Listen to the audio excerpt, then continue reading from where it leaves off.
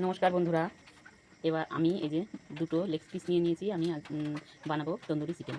দুটো leg piece নিয়েছি, এবার ভালো করে ধুয়ে পরিষ্কার করে নিয়েছি। এবার লেগ পিসগুলো একটু কেটে কেটে দেবো উপর দিয়ে, যাতে এর মধ্যে মশলাটা ঢোকে।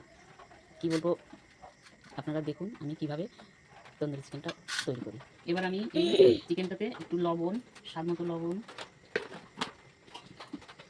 একটু কাশ্মীরি লঙ্কার গুঁড়ো,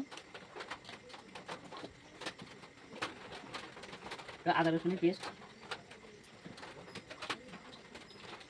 তাই আমি একটুখানি ভিনিগার দিয়ে চিকেনটাকে ম্যারিনেট করে রেখে দেবো। যে ভালো করে আমি একটু গোলমরিচ গুঁড়ো দিয়ে আমি ভালো করে ফার্স্ট ম্যারিনেশনটা আমি করে রাখবো। ভালো করে এই কাটাগুলোর মধ্যে আমি ভালো করে মশলাটা ঢুকিয়ে দেবো। আমি সরষের তেলের মধ্যে কাশ্মীরি লঙ্কাটা একটু মিশিয়ে নেবো, যাতে একটু কালার হবে। এবার টক দই দেবো। টক দইটা আমি দিয়ে দেবো, জল ঝরিয়ে নিয়েছি, টক দইটা দিয়ে দেবো। এবার এর মধ্যে আমি আদা, জিরে আর এবার আমি একটু গরম মশলা দিয়ে দেবো, গরম মশলা দেবো। আর স্বাদ মতো, আগে চিকেনে অল্প পরিমাণে দিয়েছি লবণ, এখন একটু দিয়ে দেবো। এবার ভালো করে আমি মিশিয়ে নেব। এই মিক্স মশলাটা চিকেনের গায়ে ভালো করে লাগিয়ে দেবো।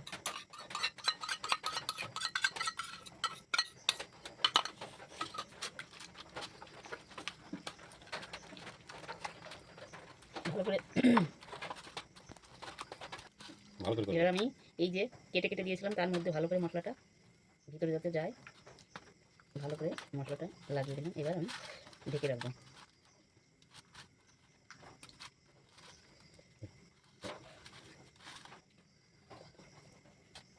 এবার আমি এই চিকেনটা আধা ঘন্টার জন্য ঢেকে রাখবো। কড়াইটা আমি উনুনে বসিয়ে দিয়েছি। এবার কড়াইটা গরম হয়ে গেছে, কড়াইতে আমি তেল দিয়ে দেবো। তেলটা গরম হয়ে গেলে আমি লেগ পিসটা দিয়ে দেবো, চিকেন পিসটা দিয়ে দেবো। আধা ঘন্টা পরে ফিরে এসে আমি কড়াইটা গরম করে তেল দিয়ে দিয়েছি। এবার আমি চিকেনটা দিয়ে দেবো।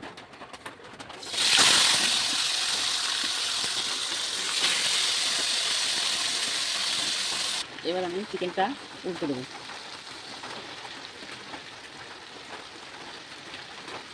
উল্টে দিয়ে আবার ঢেকে দেবো। আমি ঢেকে চিকেনটা সেদ্ধ।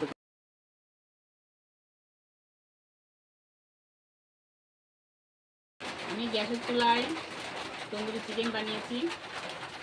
কেমন হয়েছে জানি না, কিন্তু দেখতে হবে খেয়ে কেমন হয়েছে।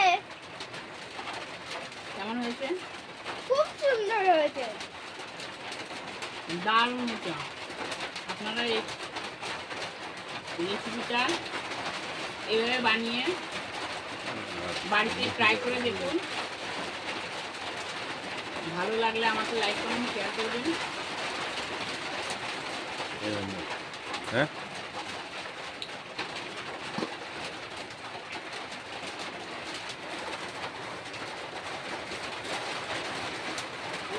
আর আপনারা বাড়িতে ট্রাই করে দেখুন।